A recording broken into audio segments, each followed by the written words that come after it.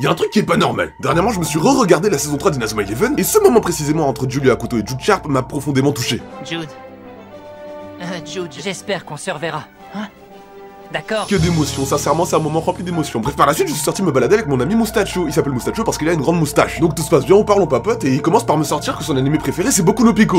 Écoutez, moi je suis quelqu'un d'assez ouvert d'esprit, c'est pas mon truc, mais je respecte. Je lui sors par la suite que mon animé préféré à moi, c'est Inazuma Eleven. Et alors que j'étais sur le point de lui parler de la saison 3 qui m'avait marqué récemment, il s'est mis à exploser de rire comme s'il avait vu le truc le plus drôle de sa vie. Donc je lui demande d'un ton très calme: mais Mustacho, mais pourquoi est-ce que tu rigoles comme ça?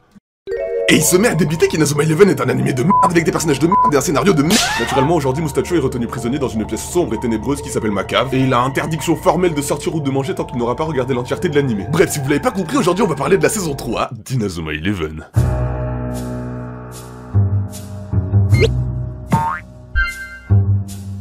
Salut à toi, c'est Meltop, j'espère que tu vas bien. Il faut que je vous avoue qu'en ayant regardé la saison 3 d'Inazuma Eleven récemment, il y a une chose que je dois relever. C'est sa capacité à nous présenter énormément d'éléments de scénario variés et intéressants, tout en ayant un cadre clair et symbolique, le football frontière international, le mondial. Ça fait un bail que j'attends de parler du mondial sur cette chaîne. Et puisque j'ai déjà couvert les phases de qualification dans une de mes précédentes vidéos qui parle d'Inazuma Eleven, eh ben y a plus rien qui nous retient, on est parti. Eh, c'est parti pour le mondial. Je dis pas ça pour rien, c'est le titre de l'épisode 85 qui marque la fin du match contre la Corée du Sud. Rappelez-vous, c'était l'équipe beaucoup trop surprenante avec Byron Love, Torch et Gazelle, les dragons de feu. Donc on les a bien battus, mais malheureusement c'est à l'épisode 85 qu'on se rend compte que Shaon et Jordan vont bel et bien rester au Japon. Ils sont tous les deux blessés, et qu'est-ce que ça brise le cœur de voir Shaon en béquille comme ça. Bon, Shaon va revenir, vous le savez, mais Jordan malheureusement. Jordan il quitte l'équipe mais il reviendra pas. Jordan il part de là. Jordan Bardella. Toute l'équipe est donc à l'aéroport et la destination c'est Lyokot Island. Lyokot Island, c'est l'île par excellence qui réunit les passions et qui réunit la terre entière. Elle est située au milieu de la terre justement, et c'est là que va se passer le football frontière international. Cet épisode 85 il est vraiment excellent. Et cette arrivée à Lyokot Island, j'ai dit Lyokot, pas Lyoko comme dans Code Lyoko. Cette arrivée à Lyokot Island elle est très bien amenée parce qu'elle nous présente du coup l'île, évidemment, mais elle nous présente également les autres équipes du championnat. Et la cerise sur le gâteau, c'est qu'à ce moment-là justement de l'arrivée, beaucoup de personnages de l'équipe d'Inazuma Japon sont développés. Prenons l'exemple de Hurley. Hurley c'est mon gars sûr, c'est mon personnage préféré, et étant donné que c'est un gars de la mer, il est à l'aise dans la mer uniquement, et ben l'avion, par la force des choses, lui fait terriblement peur. C'est hyper drôle de voir que Hurley, qui est un peu le grand frère de l'équipe, c'est un chill guy, et ben sont totalement désemparés, en bad, il est dans le mal vraiment dans cette situation qui est totalement anodine. Il y a le personnage de Willy aussi qui nous montre encore une fois que c'est lui le savant, c'est lui l'intello de l'équipe qui connaît toutes les informations de l'île. Et waouh, j'ai oublié de vous dire que Kevin a fait son grand retour, c'est un peu triste. Quand on se rappelle de la relation que Kevin et Shaon avaient dans la saison 2, de voir que quand Shaon quitte Inazuma Japon, Kevin arrive, ça aurait été hyper cool de voir leur duo, refaire surface surtout. Quoi qu'il en soit, une fois arrivé à l'auberge, Marc, qui était sur le point de défaire ses bagages, reçoit un message mystérieux. En se rendant à la plage, il se rend compte que c'était Nelly. Et Nelly, franchement, c'est la GOAT d'Inazuma Eleven. C'est la GOAT qu'elle pensait être. Pourquoi? Parce qu'au début de la saison 3, justement, elle a dit à tout le monde qu'elle partirait du Japon pour partir en voyage pour étudier justement dans un pays étranger. Baliverne. C'était une excuse pour dissimuler la véritable raison de son départ. En effet, je me dois de vous rappeler que le grand-père de Marc, David Evans,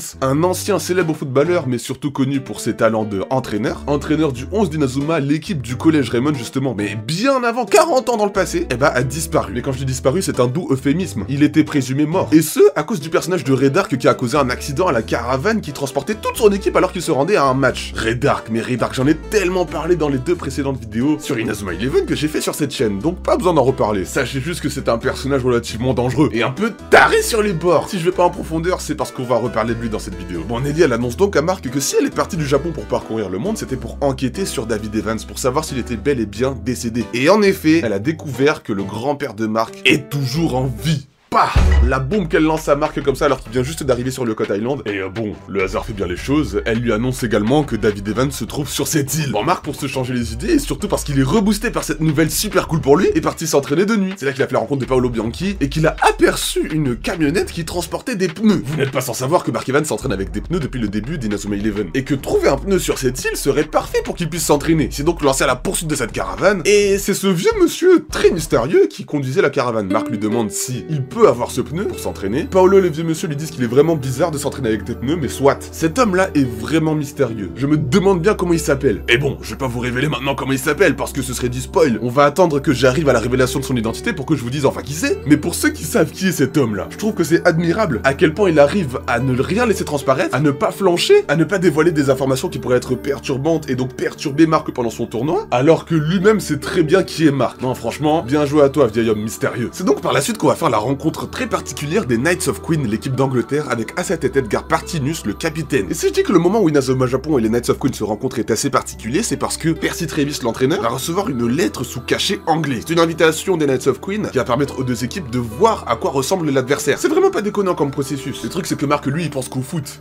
Voilà, lui c'est que football dans sa tête. Alors que tout le monde allait se préparer à mettre sa plus belle tenue pour la soirée. D'ailleurs c'est incroyable, c'est démentiel vraiment de pouvoir voir tout le monde en costard comme ça. Axel, Jude, Hurley. Mais qu'est-ce qu'ils sont soins? Mais qu'est-ce qu'ils sont soignés comme ça? Oh là là. Mais pendant ce temps-là, Marc lui il s'en fichait. C'est Sylvia qui est venue le chercher. D'ailleurs, gros moment de complicité là. C'est super mignon, mais je suis désolé Marc. Avec tout ce que Nelly fait pour toi, elle fait carrément le tour du monde pour toi. Le choix est vite fait. Et effectivement j'avais raison. Dans Inazuma Eleven Go, Marc a choisi soit Camélia, soit Nelly. Pour moi c'est Nelly qu'il faut choisir. Camélia c'est pas officiel. Bref, Marc il arrive avec Sylvia à la réception, habillé en footballeur alors que tout le monde est en costard. Il finit par mettre son costard, tant mieux, mais Edgar, ce harceleur, ce bully américain, il est pas là pour rigoler. Déjà, il essaye de tisser des liens avec Camélia, non mais n'importe quoi. Et surtout, il a voulu faire une bataille d'ego. Il a donc provoqué Marc en duel face à tout le monde. Vraiment, celui qui perd ce duel, c'est la honte quoi. Le duel consiste à Edgar qui tire, et si Marc l'arrête, Marc gagne. Si Marc l'arrête pas, Marc perd. Au final, Marc a perdu. Mais ça les a pas démotivés pour autant, et c'est là qu'on voit qu'Inazuma Japon est une équipe soudée.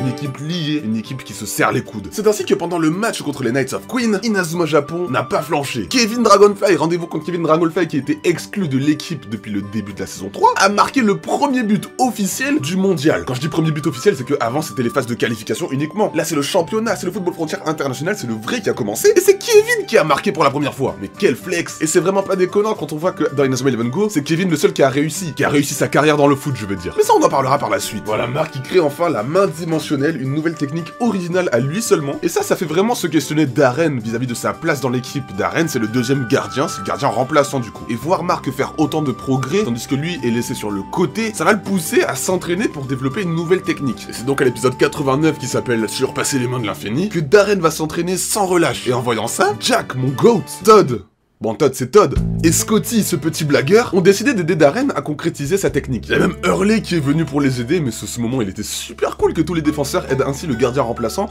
à faire une super technique. Super technique qui s'appelle les mains du colosse. C'est une sorte de main magique améliorée avec le Majin en violet plutôt que le Majin en jaune. Et ça pète la classe, franchement. En parallèle de ça, il y a David et Jude qui se baladent dans la ville. Et alors qu'ils étaient tranquillement en train de passer un super moment, ils aperçoivent Caleb aux côtés d'un homme qui semble étrangement ressembler à Redark. Au final, Jude, il est là, il est désemparé, il est tourmenté vraiment, parce que Redark et lui, ils ont vécu des trucs. Jude, il est pas trauma, mais presque quoi. Redark lui a tellement apporté, mais l'a tellement détruit à la fois. Et ce, parce que Redark, ça reste un criminel quoi. Et ce qui est encore plus troublant pour Jude, c'est d'apprendre que Redark arrive dans le football frontière international en tant qu'entraîneur de l'équipe italienne. Il fait partie carrément de ce tournoi. Et le pire, c'est qu'il veut remplacer la sélection italienne par son équipe à lui, l'équipe D. Parce que j'ai oublié de vous dire que Redark se prénomme Mr. D dans la saison 3. Voilà, parce qu'il est toujours aussi discret vis-à-vis de son identité bien sûr. Caleb, David, Marc et Jude décident donc de prêter main forte à l'équipe italienne pour affronter l'équipe D, et ce parce que de nombreux joueurs de l'équipe italienne ont été blessés étrangement par des accidents, et à chaque fois que Redark arrive, il y a ce genre d'accident. C'est vraiment un gars dangereux ce Mr. D, mais bref, passons. Le capitaine de l'équipe D s'appelle Giulio Acuto, et vous le voyez, il ressemble trait pour trait à Jude, et ce, en raison de l'influence de Redark. Durant ce match, il y a un aspect vraiment touchant parce que Redark ne cesse de dire à Jude que Jude est son plus grand projet, sa plus belle réussite précisément, c'est ce qu'il dit. Évidemment, il parle de football, il parle des talents de Jude en football, et que puisque par la force des choses, Jude ne fait plus partie de la Royal Academy et n'a plus envie de revoir Redark, et Redark a créé un autre projet de Jude, un projet de Giulio en l'occurrence. Il lui a donné les mêmes lunettes que Jude, lui a donné la même coiffure que Jude, et lui a appris presque les mêmes techniques que Jude. À la seule différence que là où Jude a le manchot empereur numéro 2, une technique qui se fait à plusieurs et à 3 en l'occurrence, de son côté il y a Giulio qui a le manchot empereur puissance X, une technique individuelle. Et vous inquiétez pas, le manchot empereur puissance X n'est pas une technique interdite, tout comme le manchot empereur numéro 1 de David Samford dans la saison 2. Mais le truc, et vous savez qu'avec Redark il y a forcément un contre-coup, c'est que pour que Giulio puisse atteindre un niveau de foot aussi bon, pour qu'il puisse être carrément au niveau de Jude aujourd'hui alors qu'il a commencé en étant très bas, c'est qu'il est un cobaye, il est une expérience de Redark. En effet, l'équipe D se compose de jeunes Italiens issus de milieux défavorisés mais qui ont un amour grand du football.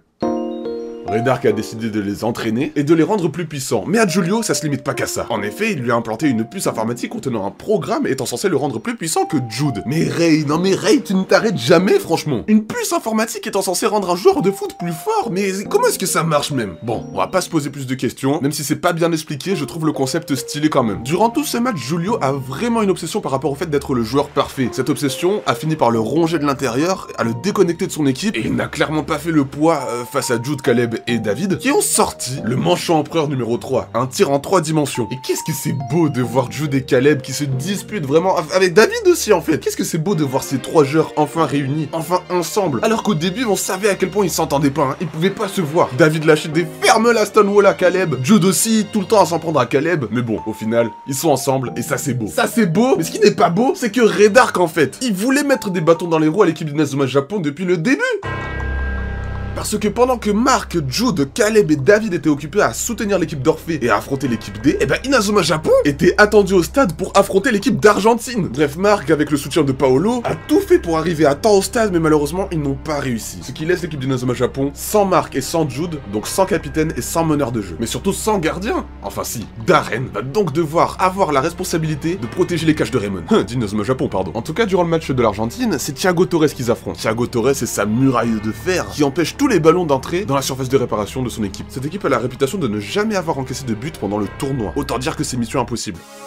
Et malgré les efforts de Darren qui s'est pris 2 buts mais on a arrêté par la suite, les efforts des défenseurs qui sont allés en attaque pour aider à contourner la défense de Thiago, les efforts de Axel, Austin et Xavier qui ont carrément créé le feu tout puissant, une technique impressionnante, malgré tout ça, l'équipe d'Inazuma Japon a perdu face à l'équipe de l'Argentine. Mais bon, personne ne s'est laissé abattre pour autant, mention spéciale à Todd qui a tout donné jusqu'à se blesser pendant le match, bref, personne ne s'est démotivé et tout le monde est reparti à l'entraînement parce qu'un match perdu ne veut pas dire que le championnat est perdu. Ils ont toujours une chance de se qualifier. Le match d'après, aussi surprenant que ça puisse paraître, va être contre l'équipe des États-Unis. Et il concerne Eric Eagle et Bobby Scherer, 2 anciens membres de l'équipe de Raymond. Et oui, je dis Raymond et pas Inazuma Japon. Bobby et Eric, ils étaient là pendant la saison 1 et 2, et à ce moment-là, l'équipe c'était Raymond, juste du collège Raymond. C'était même pas encore l'équipe nationale Inazuma Japon, évidemment. Et c'est incroyable de voir des personnages à qui on s'est attaché être dans une équipe opposée. C'est l'inverse de Caleb, de David, l'inverse de Jude et Xavier même. Inazuma Japon, en fait, il y a beaucoup d'antagonistes dans l'équipe. Il y a beaucoup de joueurs qui avant étaient dans une équipe adversaire.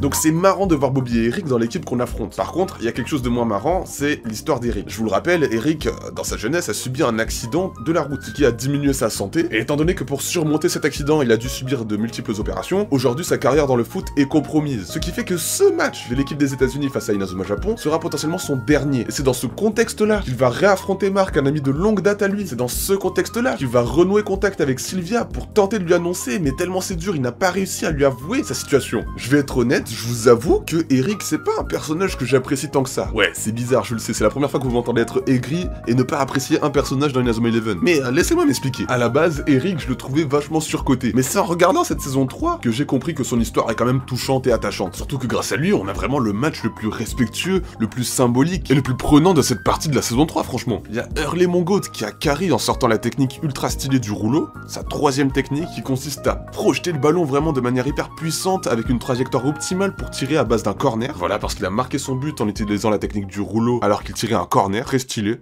Il y a aussi Shaun et Nathan, et oui, Shaun est enfin revenu de sa blessure. Shaun et Nathan du coup qui ont créé l'ouragan, une technique qui fusionne la glace de Shaun et le vent de Nathan, qui peut se concrétiser lorsque Shaun et Nathan synchronisent leur vitesse. Shaun dans la saison 2, il était amené comme un personnage très rapide. Il a même poussé Nathan à augmenter sa vitesse. Mais on sait très bien que le plus rapide, l'archétype même de la vitesse dans l'équipe d'Inazuma Japon, c'est Nathan. Nathan Swift. L'ouragan, vraiment une technique combinée incroyable, qui me fait vachement penser à la bête du tonnerre, avec Thor. Mais bon, même avec tout ça, vous comprenez bien que l'important dans ce match, c'est Eric et sa situation. Étant donné qu'il va bientôt subir une opération qui a 50% de chances de réussir de manière optimale, eh bien ce match, comme je l'ai dit, a des chances d'être son dernier. Parce qu'il y a 50% de chances que l'opération marche et qu'il n'y ait aucun souci, mais 50% de chances que l'opération marche, mais ne permette plus à Eric de jouer au foot. Et avec ça en tête, le coach de l'équipe des États-Unis a décidé de sortir Eric de manière anticipée pour le ménager un peu, pour pas qu'il s'épuise trop. Il fait ça pour protéger Eric. Et même s'il est dégoûté de devoir sortir du terrain, même s'il est tellement triste que son potentiel dernier match se finisse ainsi, il remercie son entraîneur et reste sur le banc à encourager son équipe. Malheureusement pour lui, mais heureusement pour Inazuma Japon, c'est l'équipe de Mark qui remporte. Et cette poignée de main entre Eric et Mark à la fin, mais c'est génial. Quelle marque de respect et de considération entre ex-coéquipiers. Et c'est donc sur ce match que va se finir cette vidéo. J'espère vraiment qu'elle vous a plu. Et n'hésitez pas à me dire en commentaire quel est votre personnage d'Inazuma Eleven préféré. Moi, c'est Hurley Kane. Je ne cesse de vous le rappeler. La suite de cette vidéo arrive bientôt, restez branchés. Et n'hésitez pas à me dire si vous êtes chaud que je parle de Galactic Football ou bien de Code Lyoko. Ça me ferait vachement plaisir. En attendant, c'était tout pour moi. Il ne me reste plus qu'à te dire au revoir. C'était Meltop.